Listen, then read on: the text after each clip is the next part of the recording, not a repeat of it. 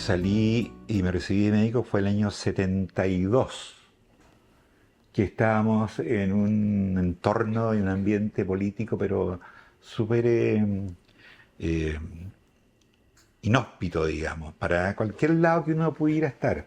Pero nosotros teníamos que seguir atendiendo a los pacientes en los hospitales públicos. Yo estaba en ese momento en el Hospital Van Buren. Yo soy un privilegiado en todo caso, ¿eh? Yo soy un agradecido de la vida médica, porque mi generato de zona fue lo que se llamó ahí como urbano. Estuve, imagínense, la mitad del tiempo de mi jornada era en el Hospital Van Buren, que era un servicio docente, así que ahí al principio, claro, tenía tutores así encimita, pero a los meses ya estaba haciendo las cosas solo, y además que recibíamos internos y por ahí uno que otro becado que hacía una pasantía. Y en las tardes, después de la una, me iba cara a cara con el pueblo a Quebrada Verde, consultorio Quebrada Verde. Y ahí atendía tal cantidades de niños. Eh, Salía como a las 6, se atendía como 40, 50 niños todos los días. Cumplí los años, opté la beca y hice la beca, pero en el mismo hospital. O sea, eran con la misma gente que me rodeaba todos los días. Entonces me dije yo, la verdad es que voy a solicitar permiso para irme a Santiago para hacer alguna otra cosa, alguna subespecialidad y tal. Y como aquí estaba tan faliente de todo, me dieron permiso y me fui al Carlos Maquena a hacer nefrología infantil. Y cuando estaba terminando mi ciclo, mi jefe me dice, allá, me dice, ¿por qué no vas a ver este pacientito que es un síndrome hemolítico urémico que está en la UCI? Yo no le había visitado la UCI. Entonces fui pues, a la UCI y ahí entró y fue un amor a primera vista con la UCI. Todos los monitores, los ventiladores y toda la cosa. Me encantó. Y pedí permiso para quedarme más tiempo, porque para ver si teníamos alguna posibilidad de hacer una UCI. Porque la verdad que lo que pasaba con los pacientes críticos acá, en la quinta región, siendo el hospital de Forne, yo diría que el hospital madre de la pediatría en ese entonces, llegaban los pacientes a la posta infantil que se llamaba, en vez de servicio de urgencia infantil, y si estaba muy grave, el traslado a Santiago era imposible, porque era una ruta de una sola vía se demoraba 3 horas, fácil. 3 horas. O sea que un paciente grave no alcanza a llegar a Santiago. Tenía una mortalidad infantil en ese entonces como de 30 por 1000 recién nacidos vivos. Y era altita. Y, y veíamos cómo se nos morían los niños de fallas respiratorias. Ese era el tema, eso es lo que nos inculcaba más. Yo saqué la cuenta que en los primeros, no sé si fue en los primeros 18 meses, yo tuve que decirle a 300 papás que su hijo se había muerto. Eso era, pero súper estresante. Yo tenía que respirar como 40 veces antes y las reacciones pero son diversas. O sea, hay algunas que son muy agresivas. No, nunca me pegaron, ¿eh? Pero hubo colegas que le levantaban la mano o golpeaban la pared, sobre todo cuando son niños que se accidentan de repente y se mueren. Distinto a un niño que está enfermo y tú vas conversando todos los días con él. Y me vine para acá, me costó un poco porque aquí, claro, están las ganas, están los deseos, pero faltaba lugar, recursos, eh, toda la infraestructura de equipo y tal. Así que era como poco probable que saliera rápido. Yo creo que me demoré un par de años. Hasta que el año 1981 inauguramos la UCI pediátrica. Pero la inauguramos con toda la ayuda de extra. No había, pero nada, ninguna estrategia ministerial para esta situación. hasta que cuando se inaugura empezamos a recibir los niños.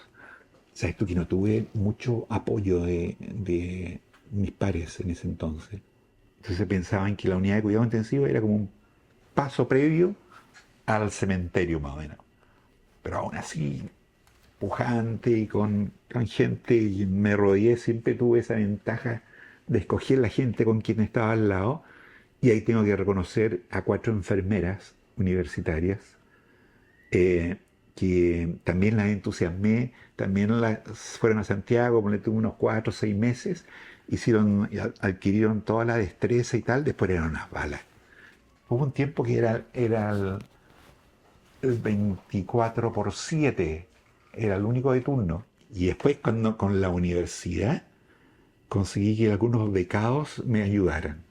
Entonces, y empezamos a bajar la mortalidad ya con protocolos, con guías, con adiestramiento, capacitación y tal, y fuimos bajando la mortalidad grandemente.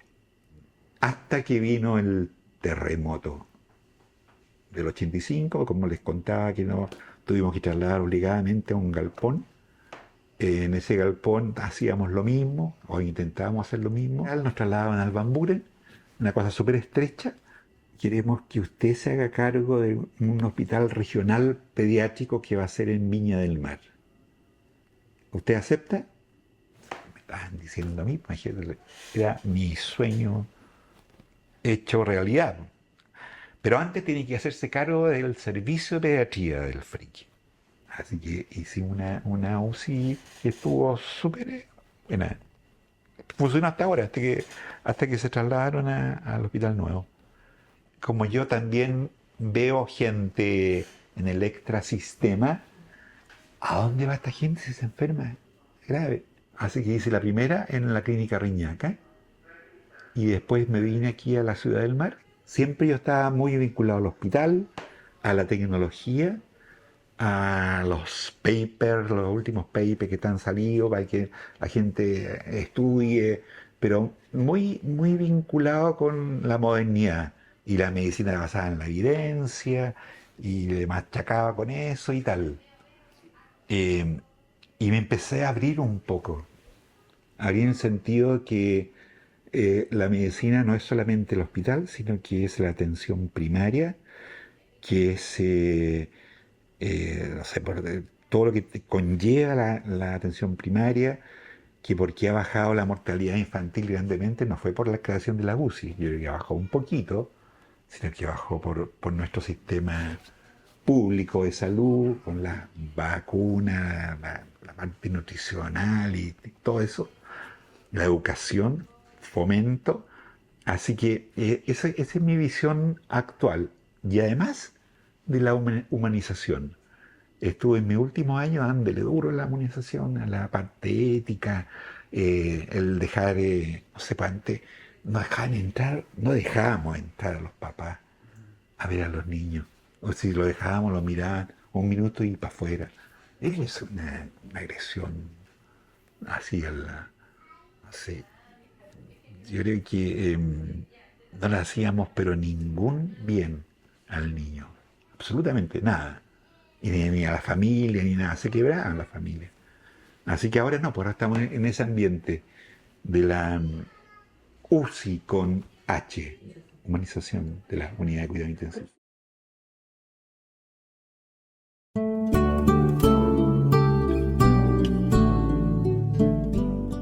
Yo partí en el año 70 trabajando como médico general de zona. Me gané el cargo de general de zona en Panguipulli. La mortalidad en esos años 70 era altísima, ¿ya? Y en el caso de Panguipulli escapaba del promedio nacional. El promedio nacional eran cerca de 78 por 1000 nacidos vivos, ¿ya?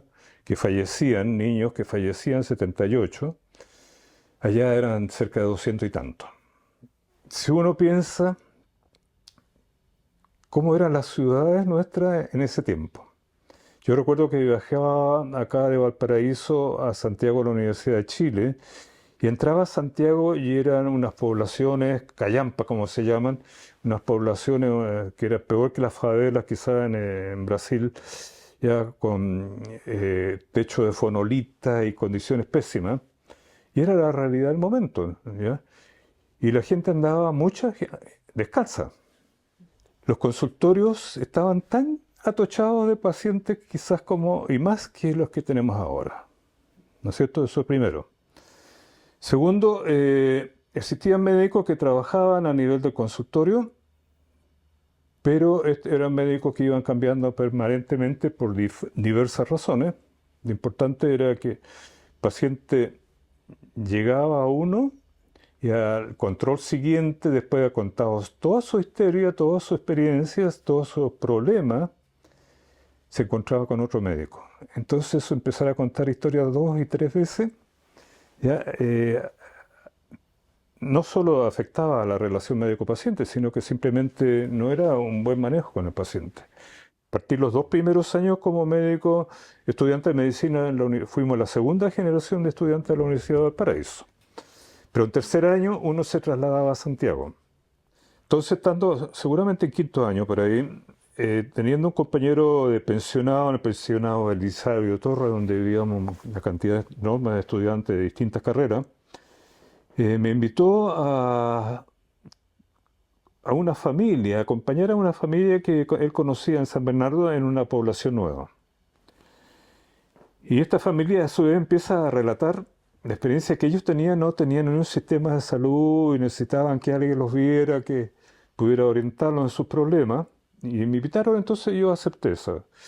Y ellos ofrecieron voluntariamente una pieza de su casa y ahí armaban una camillita y uno atendía a los pacientes. Y lo que me empezó a llamar la atención, aún siendo estudiante, pero sin todavía estar bien consciente del concepto de familia, es que tenía que trabajar con toda la familia. Me llegó una carta del ministerio y la dirección zonal en que me invitaban a representar al país en Israel para conocer un proyecto que tenían ellos de organización de servicios de zonas rurales, así se llamaba el título, en que fuera un representante en lo posible por país latinoamericano. Y la idea de ellos era dar a conocer lo que se llamó la medicina familiar. La medicina familiar no es nada nuevo, ¿no? Si uno lo mira hacia atrás, nosotros tenemos las unidades sanitarias.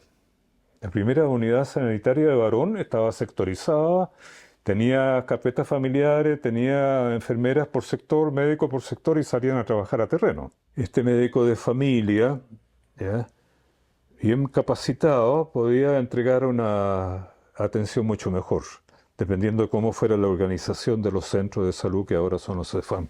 Existía un compromiso, además uno como becado tenía que entregar un proyecto a la vuelta para su país y ese proyecto tenía que ser para el país. Yo no acepté, yo dije, yo no tengo tanta formación, pero sí podría organizar algo en Panguipulli. Y desarrollamos la medicina familiar en Panguipulli en sus inicios. Yo tuve la suerte de llegar a hacer la beca de pediatría en el Hospital Van Buren, en el Hospital de Forma en ese tiempo. Y el doctor González, que era el director, aceptó lo que yo le venía a contar. Mira, yo vengo a hacer la beca de pediatría, pero mi objetivo final es desarrollar la medicina familiar aquí en la zona y en la universidad. Mientras tanto, había estado yendo como becado al consultorio Barón y habíamos trabajado con el doctor Tannenbaum. Después aparece la señora Marina Huerta, que era la que estaba a cargo de la Escuela de Enfermería y Obstetricia en ese tiempo en la Universidad de Valparaíso. Y ella se entusiasmó la idea y también me enseñó mucho sobre cómo ir organizando, cómo ir trabajando en los cerros, en la comunidad de Barón Rodelillo. Y al terminar la beca, me ofrecieron el cargo de, digamos, docente. Y esa fue la gran oportunidad en el sentido de empezar ya a presionar a la rectoría, al decanato, de que, oye, hay que crear esta especialidad, ¿ya? Porque si no nos estamos quedando muy atrás con respecto al resto del mundo y con las necesidades nuestras acá en el país y en la región. Pero ¿cuál era el obstáculo? Que ninguno de los profesores jefes y los docentes de las distintas especialidades estaba de acuerdo con la idea. En un encuentro en que estaban todos los jefes de carrera, y en general estaban todos como muy cerrados en la idea de que esto no era bueno.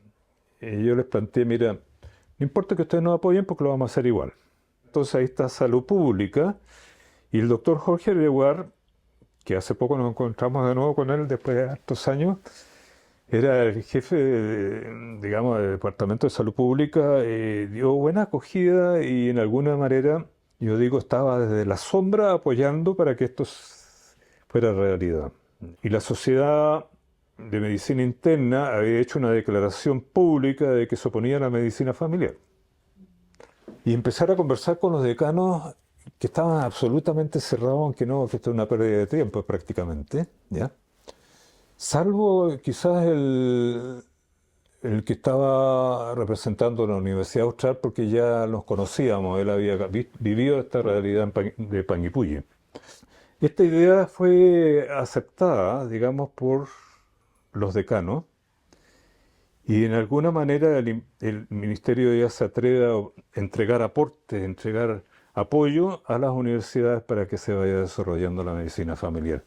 Estamos en esta etapa en nuestro país, el que ya tenemos 1.500, 1.600 médicos de familia formados. Partimos con 2 aquí en Valparaíso y en general yo recuerdo que la Católica o la Chile recibían 10 postulantes a la beca de medicina familiar cuando nosotros recibíamos 2. No podemos seguir separados, atención primaria, segundo nivel y tercer nivel. Tenemos todas las herramientas para hacer trabajar en conjunto. En estos momentos deberíamos de tener una ficha familiar, o sea, personal única, ¿ya? Entonces, cuando yo derivo desde el consultorio a un paciente a urología, yo puedo mirar en la ficha y voy a tener la respuesta del urólogo, aunque no me la mande, porque voy a ver lo que él hizo allá en el hospital. Y voy a lograr unir el primer nivel con el segundo nivel. Yo tengo un médico de familia en el consultorio de Reina Isabel, o en el Jean-Marie Terry, ¿ya? O en el Gómez Carreño, ese médico está entregando una atención mucho más personalizada y está pidiendo menos exámenes, está recetando lo justo y preciso. No está haciendo una receta para que el paciente vaya a comprar afuera y le salga 10 veces más caro de lo que corresponde. Entonces está ayudando a economizar a la familia y está dando una buena atención a la familia. Y está trabajando con una familia, no solo con la persona. Porque cualquier enfermedad cualquiera, yo le pediría a ustedes que me nombraran una enfermedad que no repercuta en la familia.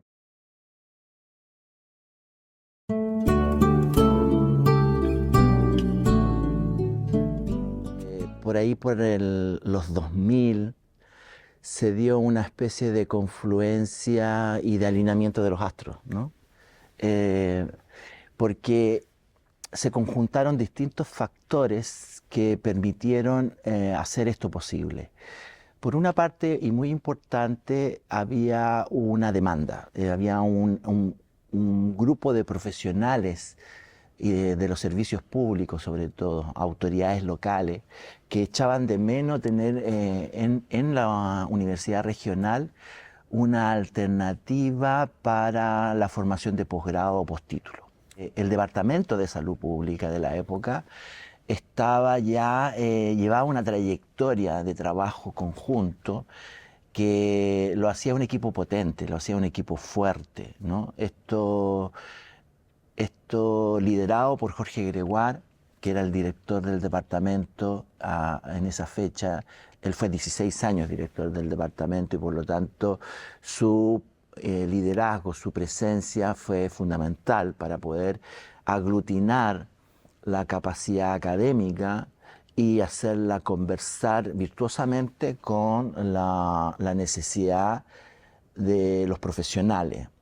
En el entendido que este era un programa que tenía el desafío de, como todos los programas en general, pero este más directamente desde mi punto de vista, ayudar a fortalecer la política pública, ¿no? A nivel regional y a nivel nacional.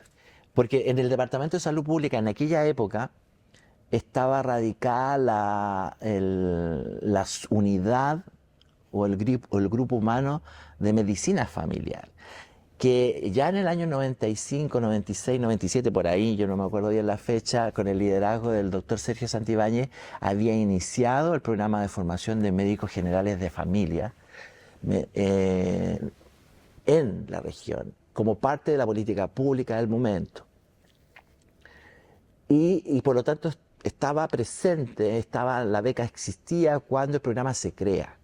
Y entonces hubo una idea muy virtuosa para mi gusto, que fue que el magíster formara parte de la beca. Y por lo tanto hay varias generaciones de médicos y médicas de familia formados en Valparaíso, en la Universidad de Valparaíso, que tienen la doble titulación. Son especialistas en medicina familiar y además son magísteres en salud pública. Visto desde la academia tradicional, sobre todo santiaguina, era como muy arrojado, muy impertinente, ¿no? Que un grupo de provincia tuviera estas aspiraciones, ¿no? Y por lo tanto, digamos que no fue muy bien recibido a nivel académico, ¿no? Se armó una estrategia de cooperación internacional en donde se incluyó a la Universidad de Valparaíso como ejecutor de cursos que permitieran formar estos directivos locales, ¿no? De hospitales, grupos y equipos directivos locales de hospitales y también algunos de atención primaria, pero fundamentalmente de hospitales. Esa formación de cuadros directivos del sistema público de salud, así era el nombre oficial, en el cual nosotros participamos como Departamento de Salud Pública, generó una plataforma para hacer carne nuestra capacidad académica con una propuesta propia, ¿no? Partimos con la primera generación el año 2003. Fue tan satisfactoria y una muestra de que cuando decimos había demanda, una evidencia fue que tuvimos 47 alumnos que se inscribieron para esa primera versión. Esa primera versión permitía salidas intermedias, ¿no? Estaba el diplomado, el postítulo y luego el magíster. Fuimos el segundo programa de salud pública en el país. Queríamos hacer una alternativa también en el contenido. Empezamos más con el enfoque de medicina social y salud colectiva. En gestión fue por la circunstancia de que es lo que habíamos hecho con los directivos hospitalarios, ¿no? El tipo de estudiantes que recibimos era también personas muy comprometidas con la salud pública, muy comprometidas con la política pública y con el real interés de mejorar las condiciones de vida de la gente, de la población. Más que por tener un título, más que por un desarrollo personal específico, ¿no? Especializarse en salud pública dentro del área de la salud es un área alternativa, no es central. Los profesionales de la salud tradicionales eligen especializarse en las áreas clínicas, ¿no? Sobre todo los médicos y médicas. Por lo tanto, que alguien realmente optara por elegir el camino de la salud pública como especialización es un compromiso más que académico, un compromiso de vida. Hemos tenido de todo tipo de estudiantes, ¿no? De todas las profesiones propias de la salud, que se conocen como propias de la salud, pero además antropólogos y antropólogas, ingenieros comerciales, ingenieras comerciales, ingenieros biomédicos, contadores, ¿qué más? De así como particular, profesores, ¿no? O sea, una gran gama de profesionales que ahí dan cuenta de que este tipo de programa, el programa de salud pública genérico en cualquier universidad tiene esas características, ¿no? Que es distinto a un programa de inicio de gestión, ¿no? Un MBA, ¿no? Este es un programa que que cumple ahora 20 años de existencia, pero tiene solo 12 versiones. O sea, nunca hemos tenido la capacidad real para tener una continuidad de una versión por año, ¿no? Y eso tiene que ver con los recursos, porque somos un equipo pequeño, no es un equipo grande. Pero además tiene que ver con la saturación del mercado, ¿no? Es decir, contaba yo, la primera versión es la versión más abultada, pero la segunda versión es de las menos abultadas, pues tuvimos 2 estudiantes, ¿no? Y que con el visatergo de la primera, ¿no es cierto?, pudimos asumirla, ¿no? Entonces, claro, ahí hay hemos tenido estudiantes básicamente de la región de Valparaíso. Hemos tenido estudiantes de la región de Coquimbo, de la región de O'Higgins, algunos de más al norte. Sin embargo, lo fuerte es la propia región. Y entonces, por lo tanto, se agota eso. También hubo municipios muy motivados, ¿no?, con nuestro programa. Entonces, por ejemplo, me acuerdo Quilpué, las primeras generaciones, Quillota, me tocó el desafío de la acreditación, ¿no? Y tuvimos una primera acreditación que nos acreditaron por 2 años, ¿no?, que era muy insuficiente, nos hicieron una serie de... pero yo lo relato así, fuimos víctimas de una distorsión que se produjo en el sistema de acreditación, porque en ese momento hubo algunos escandalillos en la CNA y se tomó la decisión de hacer algunos cambios. Y nosotros nos reacreditamos, nos presentamos para la reacreditación en ese proceso. Y nos fue mal. Desde el 2004, propiamente dicho, empezamos a hacer estos seminarios que marcan un reflote de la medicina social en la academia, porque estuvo muy presente durante la dictadura hasta los primeros años de los 90, pero después decayó. Y entonces que el hito es que desde la región de Valparaíso al país resurgen estos encuentros, seminarios que duraban un día y medio, en esta misma sala, ¿no? Con mucha gente, el que más tuvo 150 personas inscritas de todo el país, con gente invitada internacional, hemos tenido invitados internacionales muy interesantes, y que de alguna manera proyectaban al programa a la comunidad nacional y también, por qué no decirlo, en algunos ámbitos internacionales. Hemos estado permanentemente preocupados y preocupadas de mejorar nuestra calidad, tomando en cuenta la opinión de los estudiantes. Desde un comienzo nosotros iniciamos evaluando clase a clase, que los estudiantes nos evaluaran a nosotros, los profesores y profesoras, clase a clase, actividad a actividad, y tomar en cuenta todas sus sugerencias, sus inquietudes. Y eso nos ha llevado a estar en una revisión permanente del currículum y también a hacer revisiones grandes en la malla en 2 oportunidades. Y ahora estamos pensando en una tercera.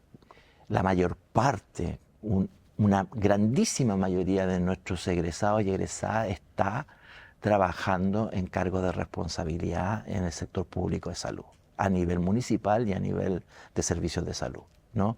De alto nivel. Incluso a nivel ministerial, tenemos alguna ex estudiante. Y eso, bueno, eso marca de que por lo menos la profesionalización de los cuadros directivos ha aumentado a nivel regional y hemos aportado al país en ese sentido.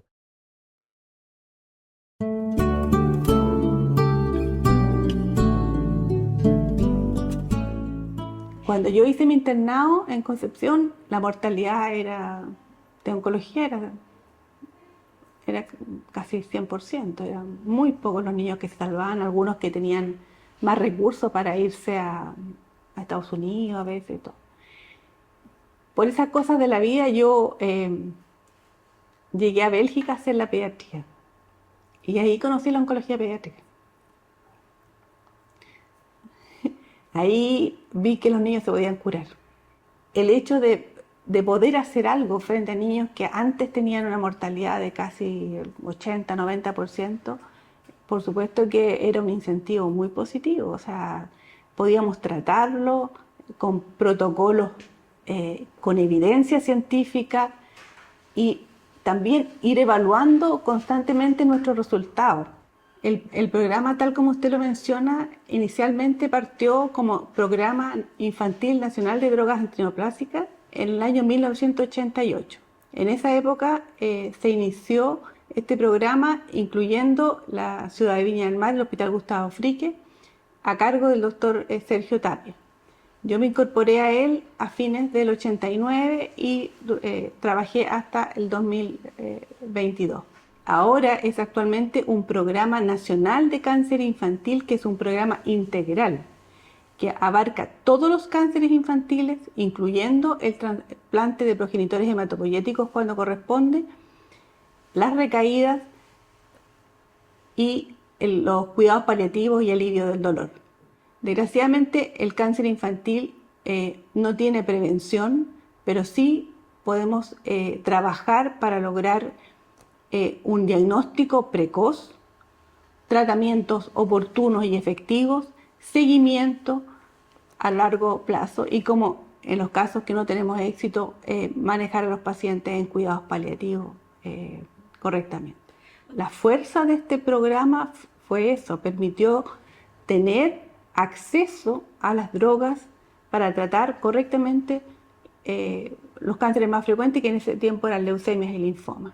Faltaban muchos insumos, la infraestructura no era la adecuada y sobre todo faltaba el personal capacitado. No teníamos camas asignadas, pertenecíamos al servicio de pediatría y ahí teníamos que ir barajándonos un poco con algunas camas que posteriormente, una vez que la unidad del servicio de neonatología se trasladó al 6º piso, nosotros ocupamos esas dependencias y ahí tuvimos 8 camas. También tuvimos apoyo privado, por ejemplo, la primera cámara de flujo laminar para preparar las drogas antineoplásicas fue con fondos privados. ¿Ya? El CANEC se encargó, nos apoyó en eso, y por eso el personal es tan importante, porque cuando uno trabaja en equipo con un personal entrenado que entiende por qué, es mucho más fácil lograr éxito. Tenemos niños, muchos adultos, ya 70% de sobrevida en niños que antes no tenían prácticamente ninguna. ¿Ya? Son temas de alto costo, pero bueno, como país yo creo que los niños tienen derecho a tener un acceso completo a su tratamiento y los padres no sufrir las consecuencias económicas de tanto gasto que se produce. Bueno, como ustedes saben, el hospital nuevo está a su máxima potencialidad actualmente trabajando, y eso también, bueno, nos dio una alegría poder dejar instalada la unidad, tanto hospitalización como la unidad ambulatoria, trabajando en condiciones mucho mejores. O sea, los niños tienen piezas de individuales, a veces de a 2, de a 3, pero con baño privado, cosas que quizás para el común de la gente sean obvias, pero no era así. Eso es una de las cosas, aspiraciones que nosotros queríamos tener, un lugar más adecuado, sobre todo para que los padres permanecieran. Si igual los niños sufren soledad. Para mí el trabajo en equipo siempre fue indispensable. Las enfermeras, los paramédicos eran parte de todo. Por eso el grupo tiene que ser cohesionado para poder sobreponerse a estas flaquezas, digamos. Y bueno, muchas veces, y los padres también son importantes. O sea, por eso es necesario que tanto los médicos como los equipos entiendan a las personas que sufren esta enfermedad, porque le puede tocar a cualquiera.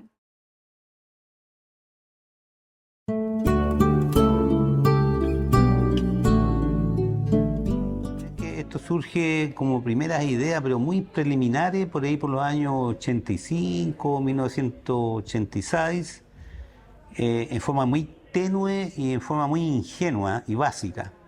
Y eso a raíz de que habíamos tenido algunas emergencias grandes en el país Veníamos de un terremoto el año 85, veníamos de un accidente grande de ferrocarril en Queronque.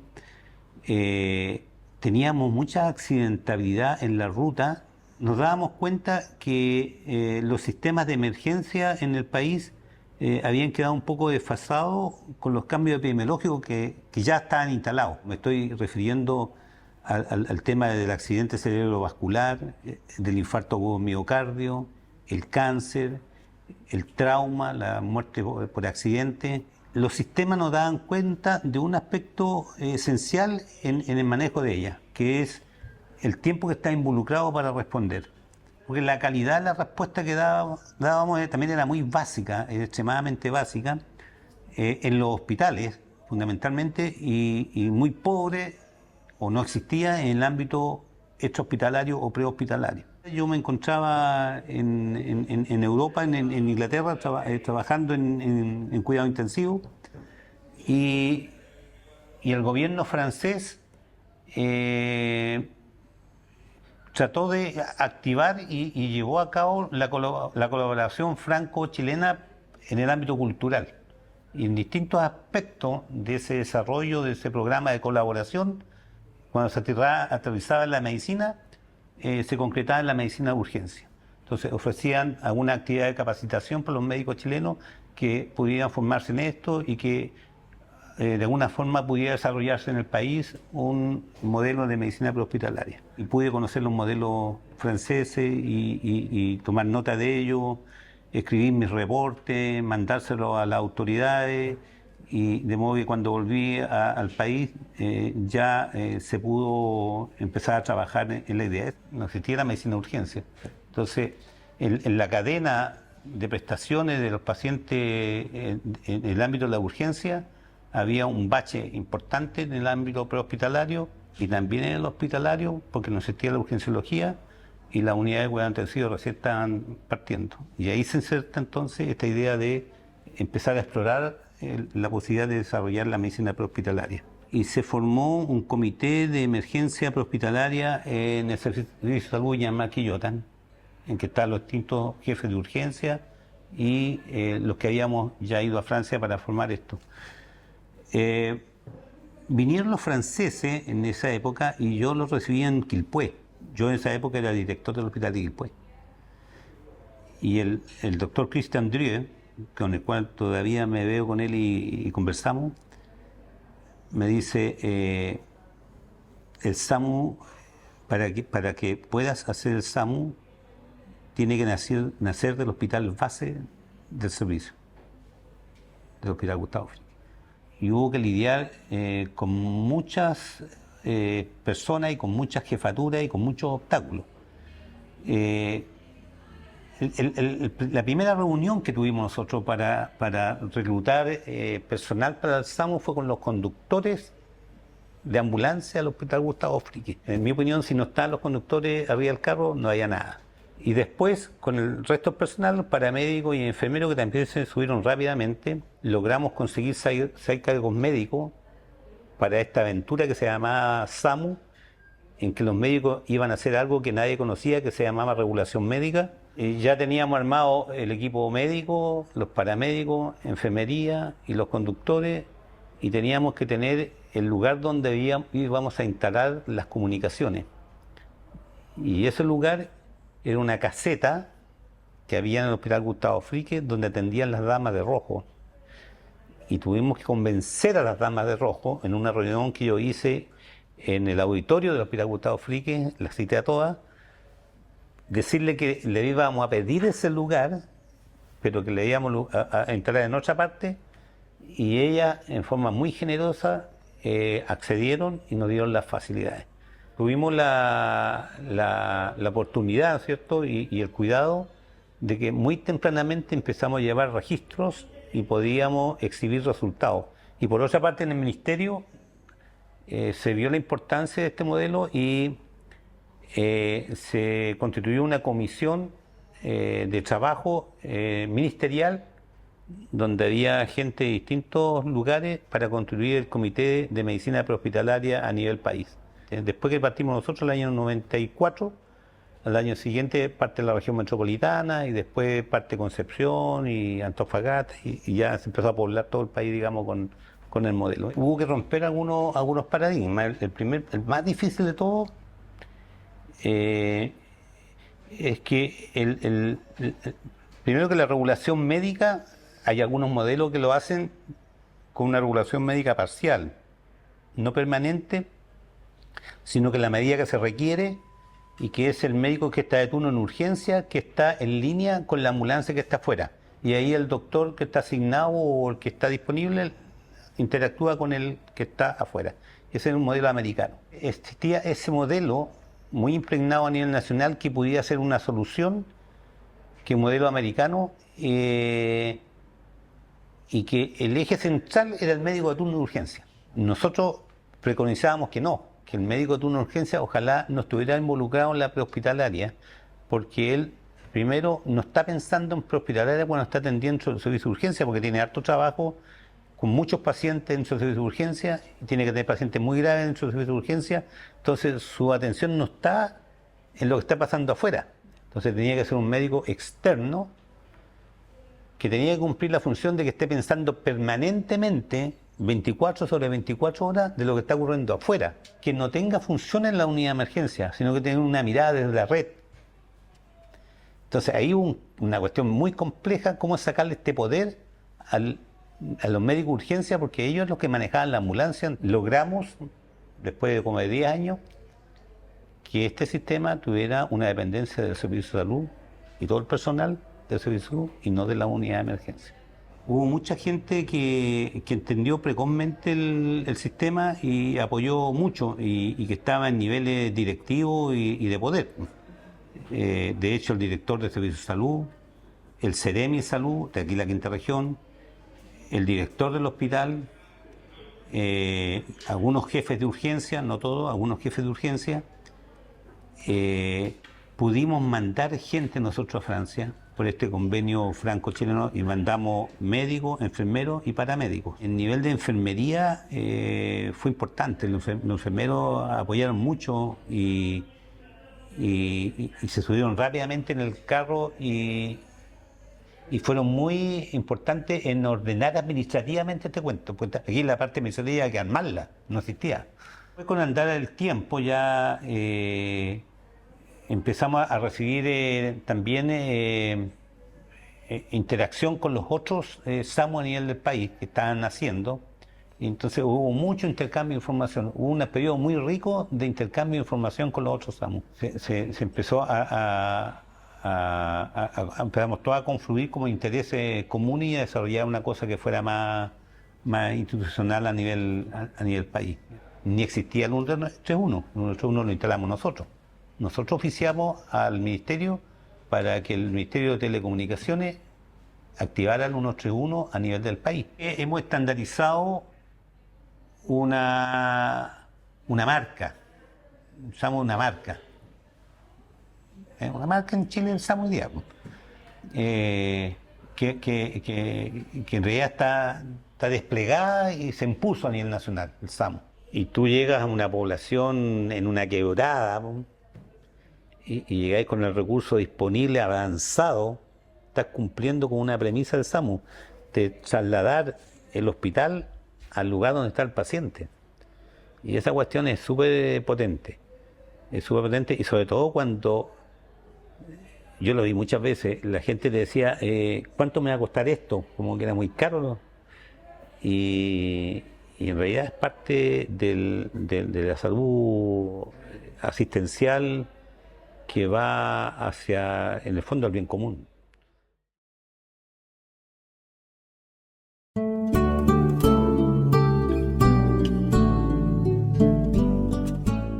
Yo soy cirujano dentista. Llegué porque me recibí y empecé a trabajar un poco, pero la verdad las cosas de que no me iba muy bien porque estábamos empezando, entonces iban puros parientes. El doctor Lara, que estaba en el Rotary, y mi papá también, le dijo, mándamela porque a mí, bueno, fue mi profesor en bacteriología, digamos, de bacteriología oral.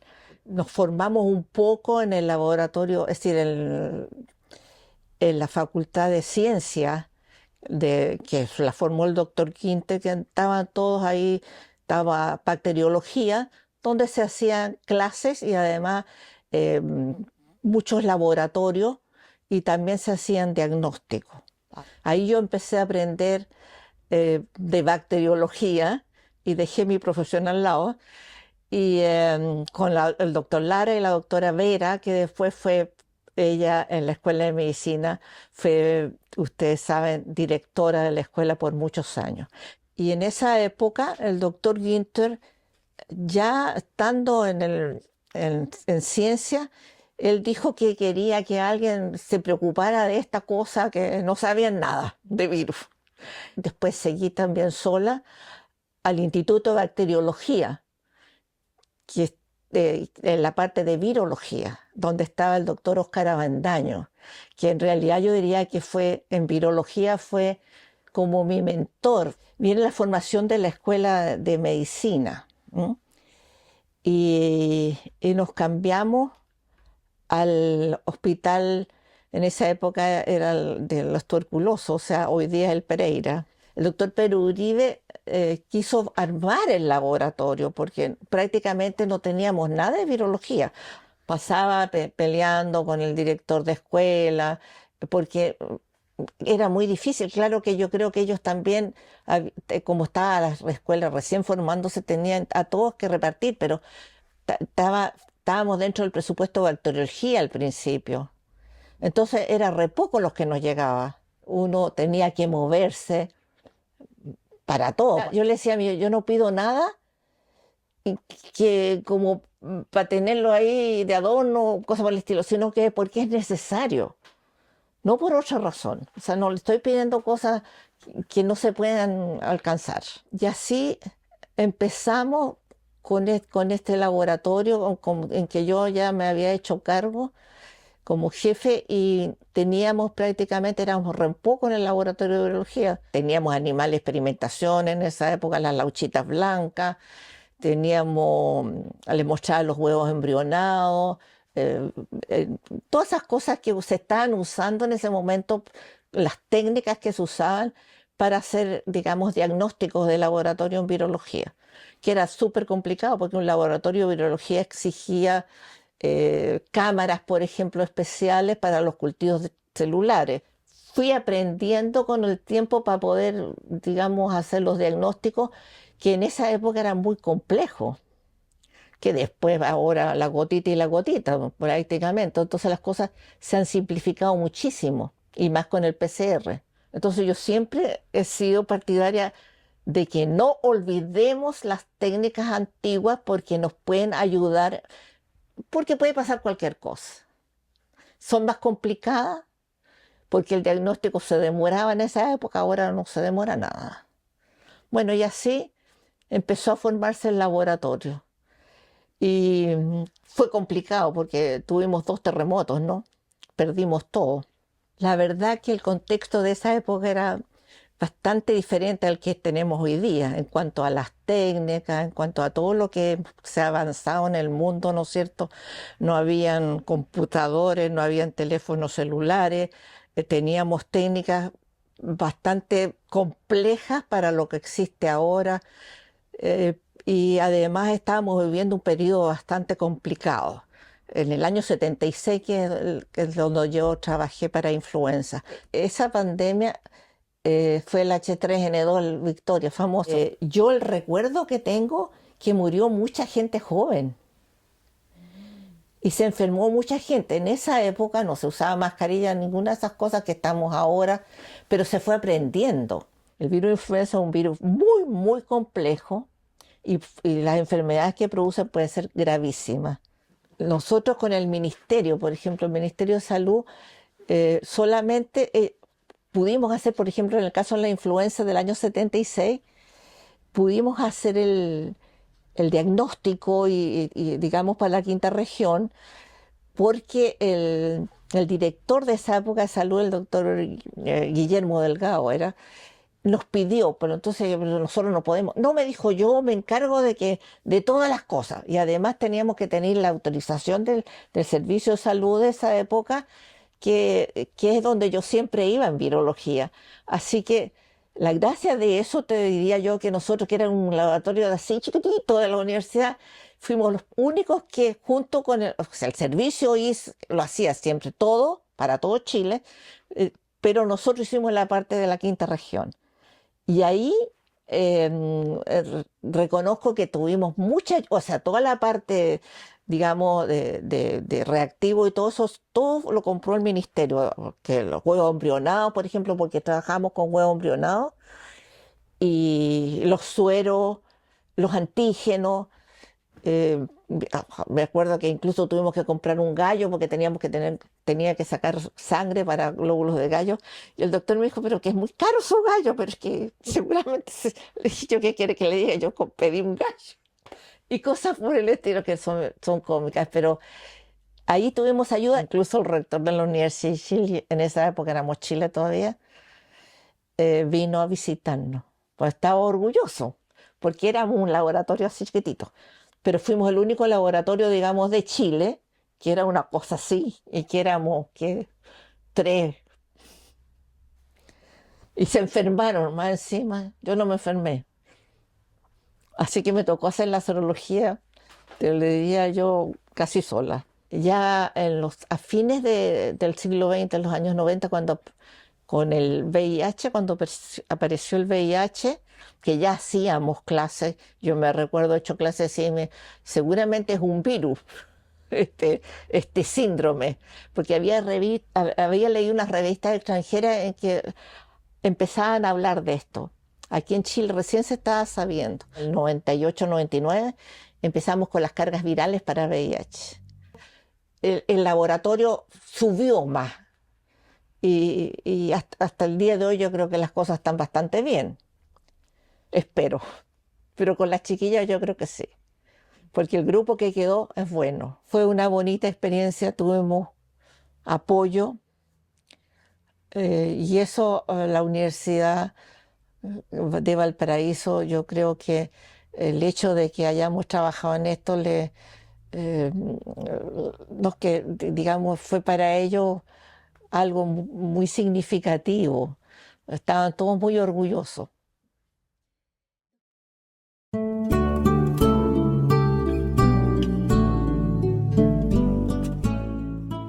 Llevaba un tiempo trabajando en vacunas. Yo llegué a Valparaíso en el año 96 y rápidamente me incorporé al equipo de microbiología, que me recibieron muy bien y me permitieron, además, como miembro de la universidad, yo pude ir a formarme en un centro de vacunas en Estados Unidos, un poco en investigación, pero no en investigación en terreno, era más bien investigación básica.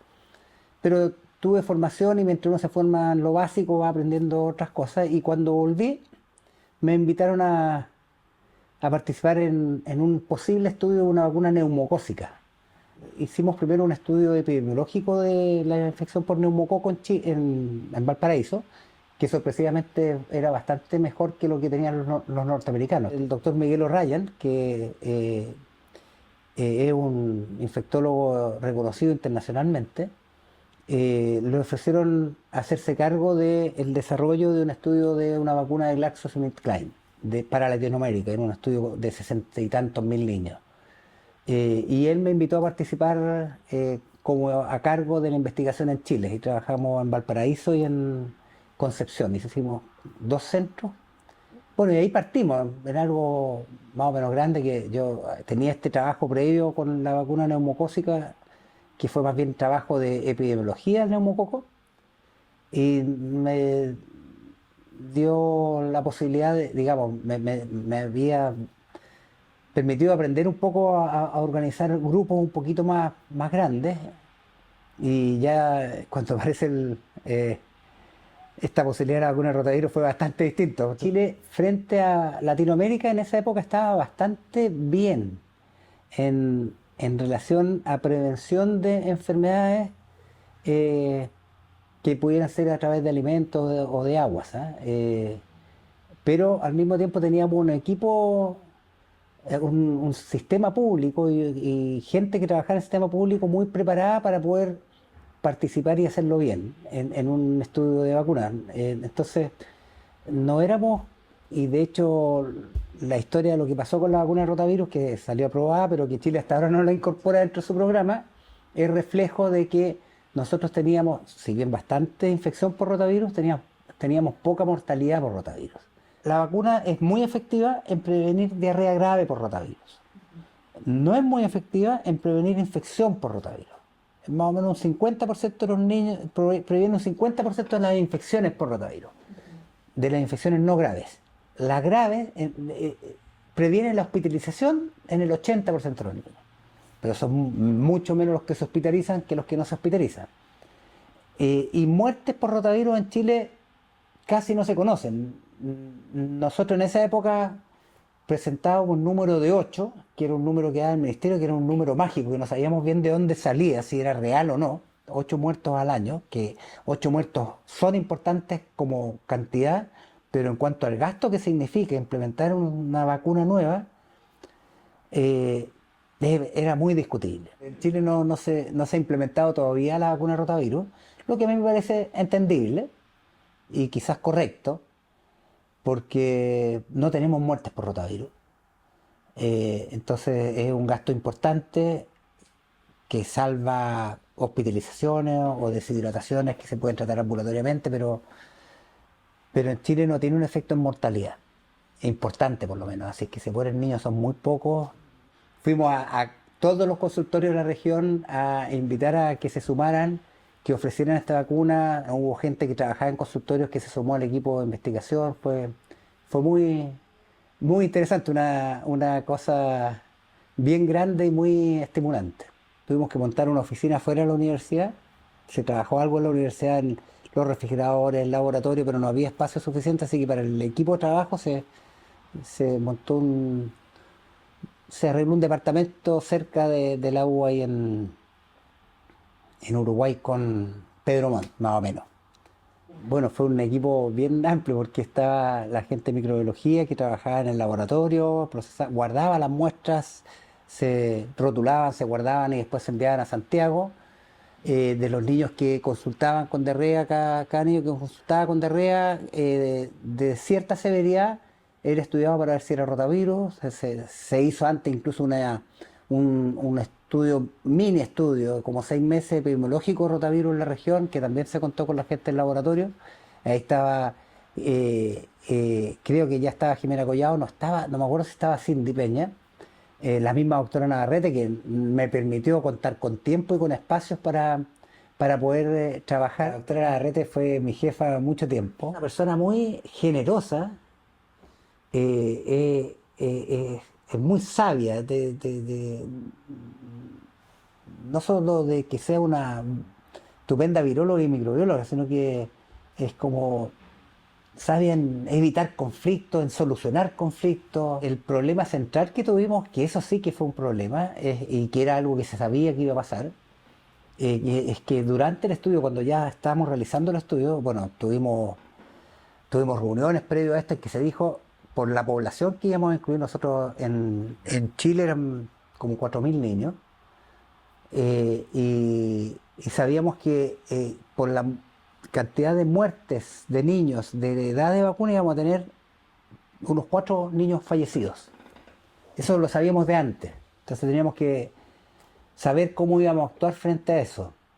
Y fallecieron 2 niños que estaban en el estudio. Uno fue en Concepción, del grupo Concepción, y otro falleció en Valparaíso, que fue lo más angustiante para mí personalmente, más que fue un poco más complicado. Y fue complicado no porque ese día en realidad tuvimos, si se quiere, digamos, como feo decirlo, pero tuvimos suerte como estudio, que el niño le tocaba la vacuna un día X, fue a vacunarse y rechazó. El padre no sabía que estaba en el estudio y cuando se enteró rechazó que se colocara la siguiente dosis. Lo más positivo es yo diría que por los dos lados, es decir, tanto donde trabajamos, que fue en los consultorios y en los hospitales también, porque teníamos que hacer vigilancia, es decir, teníamos que saber qué niños consultaban por diarrea, si estaban vacunados, si no estaban vacunados. Y para la región de Valparaíso, yo diría que lo central nos mostró que éramos capaces en un inmenso estudio, porque los otros han sido más chiquititos.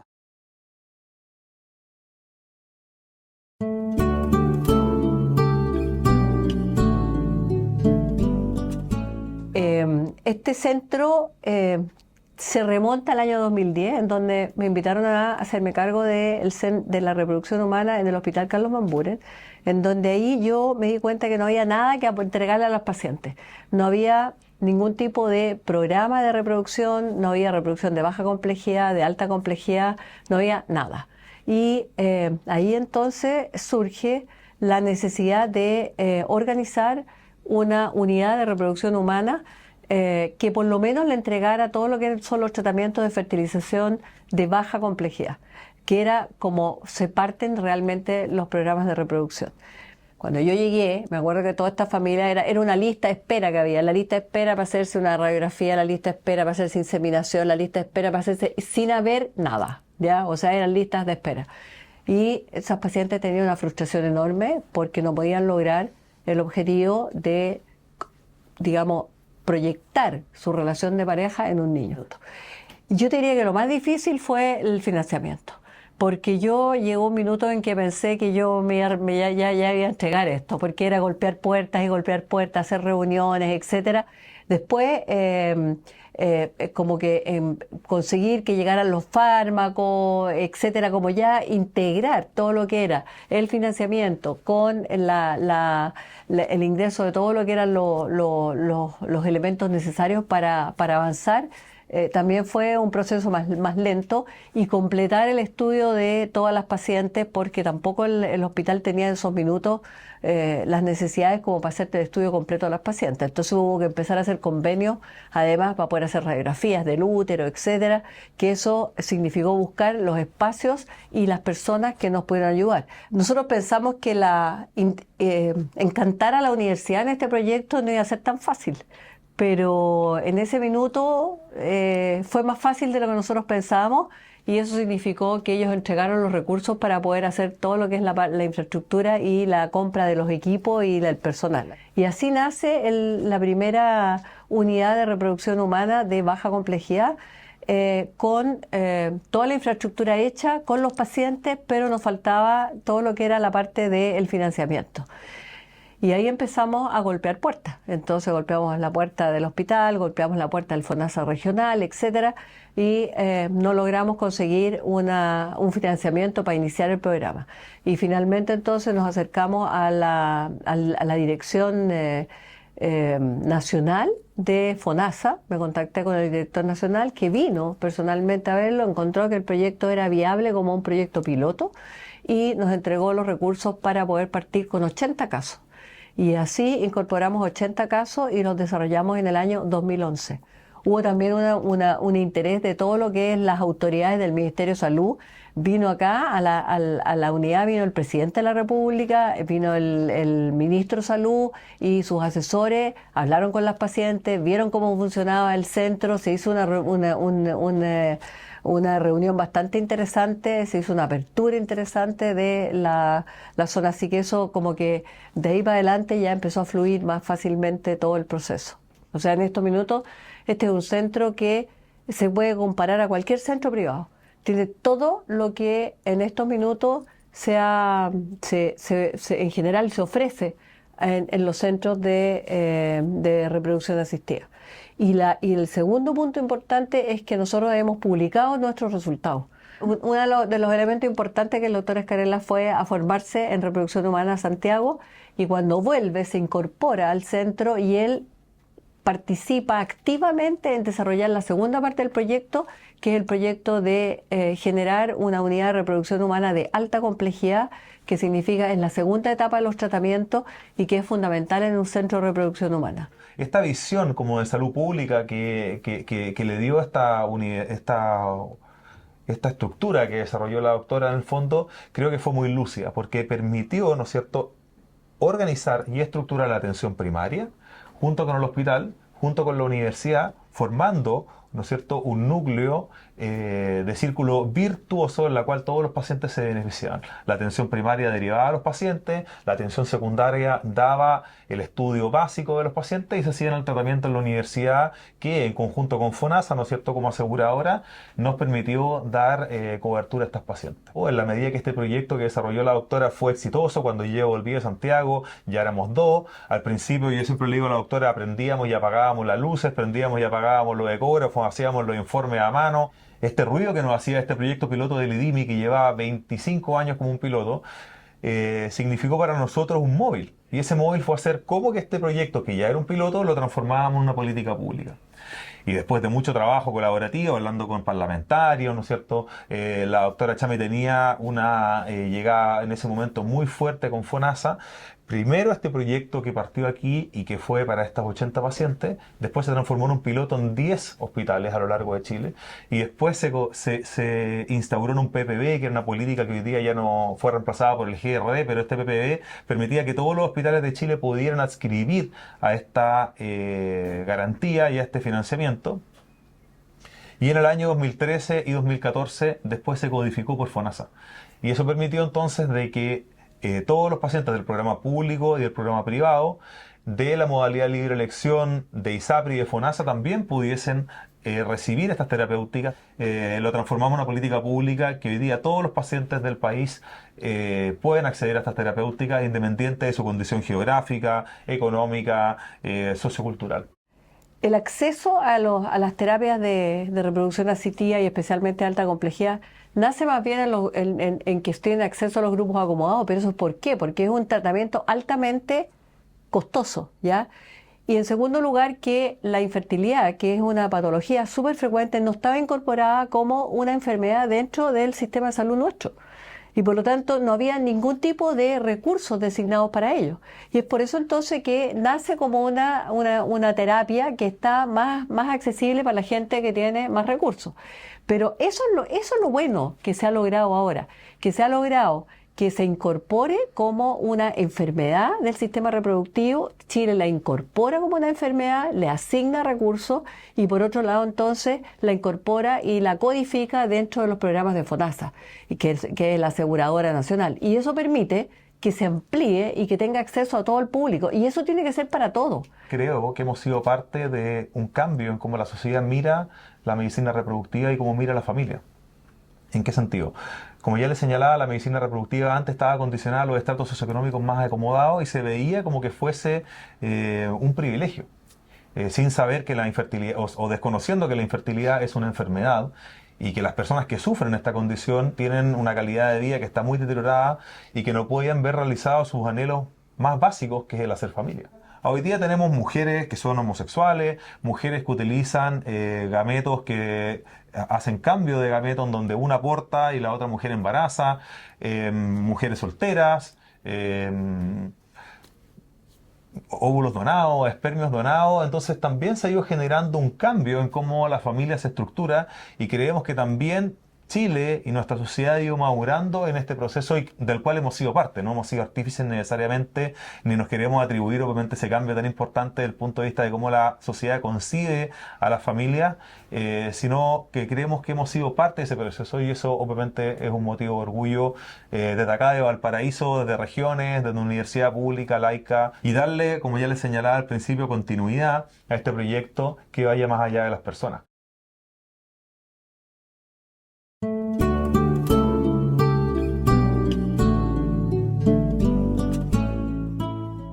Yo estudié medicina en Santiago, en la J. Aguirre, en la sede norte, y tenía la suerte de tener una beca para hacer un estudio de posgrado en Alemania.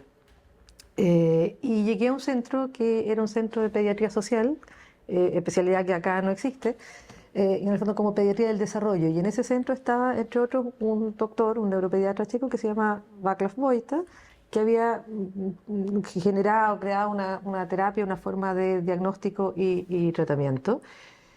Entonces tuve la suerte de formarme, entre otras, con él. Y como modelo de trabajo, es un modelo que es muy aplicable a nuestra realidad socioeconómica, porque no necesitas mayor aparataje. Y entonces es un método que es muy eficiente, efectivo, desde el punto de vista de la intervención temprana. Y entonces cuando llegué acá a la región, a la quinta región, una de las cosas que me sorprendió era que, en el fondo, el Servicio de Salud de Viña, a partir trabajando, la cobertura que se refería de desarrollo psicomotor era bajísima. Era en esa época, en los menores de 2 años, de un 2% con el EDP, y en los mayores, con la aplicación del TEPSI, era menos del 1%. O sea, cifras cero. En cambio, Valparaíso tenía una cobertura que informaban cercana al 100%. Entonces, esas cifras ya eran extrañas, porque no podía ser que un servicio tuviera tan bajo y el otro tuviera tan alto. Lo más probable era que fueran cifras como intermedias entre los dos. Pero en concreto era que a partir de esa evaluación, en el fondo no se generaba detección temprana de los niños que tenían alguna alteración. Por lo tanto, en el fondo, la derivación para hacer una intervención, un tratamiento de esas alteraciones era muy tardía. Entonces empezamos trabajando primero como para ver qué se podía hacer, y en ese marco la estrategia fue, por un lado, capacitar a los equipos de salud locales, principalmente a las enfermeras, que son las que hacen la evaluación del desarrollo, y a los médicos en la pesquisa temprana de alteraciones del desarrollo, especialmente en el área neuromotora. Y paralelamente formamos un centro de atención secundaria que funcionaba en el consultorio El Olivar, y éramos un grupo en que había un fonoaudiólogo, 2 kinesiólogas, una terapeuta y yo. Y en el fondo fue un trabajo súper interesante que duró un par de años, y que en el fondo logró claramente que aumentara la cobertura y mejorara la cobertura de evaluación, pero también que en los consultorios de Viña en ese momento se implementara un poco lo que es hoy día algunas de las salas de estimulación del Chile Crece Contigo, porque en el fondo en muchos consultorios contrataron entonces kinesiólogos y terapeutas para el abordaje de intervención temprana. Yo diría que el punto o el resultado exitoso es posible cuando tú incorporas a todos los niveles del equipo, y eso significa no solamente la enfermera que va a hacer la evaluación del desarrollo, no solamente el que va a tratar, que necesita que le deriven a tiempo, sino que también los médicos. Y yo creo que ahí, dentro de la formación, sigue siendo una falencia de la formación de los médicos la buena formación en el desarrollo normal. Y yo llegué aquí al hospital el 95, entonces yo fui a la NEO y hablé con la doctora Saldes, que era en aquel entonces la jefa de la NEO, y ella fue muy abierta y me permitió mostrarle lo que yo podía hacer con los guaguitos chiquititos. Hacíamos el poli en conjunto, tenemos un box que está unido por una puerta abierta entre medio, y entonces en el fondo eran los tuyos, los míos, los nuestros. Veíamos ahí, todos los niños pasaban, que ella tenía control del poli, los veía yo también desde el punto de vista de evaluación de desarrollo. Entonces en el fondo eso también cambió, y yo creo que acá en el hospital llevamos trabajando desde esa época. Por lo tanto, para los neonatólogos ya es lo normal que se evalúe a los niños desde el punto de vista de desarrollo, que partamos haciendo tratamiento en la neo, y uno tiende a pensar que en todas partes es igual, ¿ya? Pero no es así. 97, 98 se empezó a estructurar como ya iniciativa del MinSal, para que esto se transformara en un programa nacional en que todos hicieran lo mismo y en todo se controlara. Y entonces se logró que el programa nacional incluyera la evaluación del neonatólogo, del neurólogo, del oftalmólogo, otorrino y broncopulmonar, pero la rehabilitación no quedó, ¿ya? Y el año 2005-2006 se intentó nuevamente que se subiera la rehabilitación al GES de los prematuros. Entonces tuvimos nuevamente muchas reuniones, muchas cosas. Y yo creo que eso nos falta también, porque todo era en Santiago, además, porque en el fondo entonces Santiago es otro país, y entonces tiene una visión del mundo distinta que la que tiene uno en lo local. Entonces, por ejemplo, los neuros le querían hacer resonancia a todas las guaguas, los kines, no sé, modificaban los patrones posturales, cosas así, que en el fondo no era un lenguaje que pudiera traducirse a todas partes. Nadie es profeta en su tierra, ¿ya? Y entonces yo creo que nosotros mismos no nos creemos todavía el cuento, que hemos sido pioneros en muchas de las cosas que se están haciendo a nivel nacional. Este enfoque de trabajo integral con los prematuros, en que es fundamental que haya no solamente el kinesiólogo que le va a hacer el ejercicio, no solamente el fonoaudiólogo que va a ver cómo se puede alimentar, sino que haya un fisiatra que esté pensando no en la rehabilitación, en rigor en la habilitación de ese prematuro para que pueda tener el mejor neurodesarrollo posible. Y en ese marco también, por ejemplo, ya desde el MinSal, como nos ha tocado muchas veces hacer también capacitaciones a los equipos de atención primaria, justamente en este enfoque de prevención, no solamente de acá, sino de todo el país, nos consultan, o me consultan muchas veces incluso sobre cuáles elementos tener, por ejemplo, en el ajuar que se entrega a todos los niñitos cuando nacen. Y así surgió también un ajuar para el guaguito que queda hospitalizado, que es el que se llama ajuar Minimaxi, que se implementó, de hecho, las filmaciones para ese ajuar, las cápsulas que se hicieron para implementar ese ajuar, fueron hechas aquí en el hospital. El encargado de rehabilitación de la Organización Panamericana de la Salud, nos conocimos en un congreso, empezamos a hablar, y entonces le llamó la atención lo que hacíamos. Nos invitó a organizar y hacer proyectos de prevención de discapacidad en otros países. ¿Ya? De hecho, por ejemplo, fuimos 3, 4, 5 veces a Nicaragua, a Venezuela, en Paraguay, en Uruguay. En las orientaciones técnicas del Chile Crece, las del 2014, en el fondo salió, hay un capítulo, por ejemplo, sobre desarrollo. En el fondo hablaba varias cosas que yo, y hay un capítulo sobre desarrollo en que, por ejemplo, ponemos cuáles son los hitos que el niño tiene que ir haciendo en los distintos momentos. Cómo se estimulan y por qué es importante que aparezcan. La norma técnica nueva, también afortunadamente se tomaron varias de las cosas que habíamos dicho y también las fotos se sacaron de acá. A raíz del trabajo con la OPS y esto mismo con el MinSal, salió también como el de que se plasmara eso que nosotros comentábamos con Sandra Contreras, que es la terapeuta que trabaja siempre conmigo, se plasmara en algo que quedara. Entonces así salió un libro que se publicó el primero el 2010 y después el 2015 una reedición. Hay muchas cosas que se pueden hacer con muy pocos medios. El tema es que uno entienda qué es lo que busca y qué es lo que quisiera a largo plazo. Yo creo que los médicos tienen que involucrarse en el tema del desarrollo. O sea, en el fondo, y eso corre para todos los ámbitos, porque en el fondo, si no prevenimos, curar es siempre más complicado que prevenir o tratar desde cuando está empezando algo. Entonces, en el fondo, hay que generar esto de que es importante evaluar y ver cómo está o cómo es lo normal. Y en tanto se desvía un poquito, tomarlo. Y el trabajo con los niños es lindo y es súper gratificante, porque además los niños se arreglan, hay que decir los grandes que ya no nos arreglamos.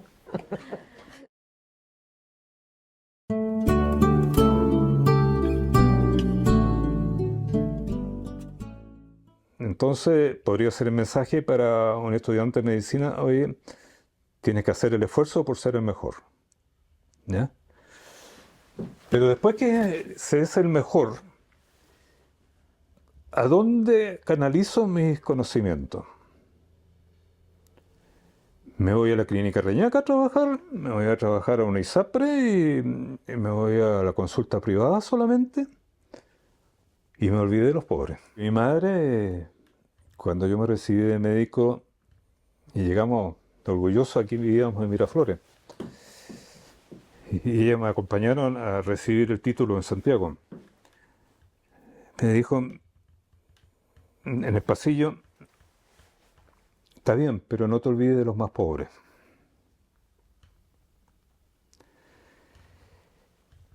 O sea, yo les pediría eso, o sea, que está bien, eso, el profesionalismo y solidaridad juntos, acompañados.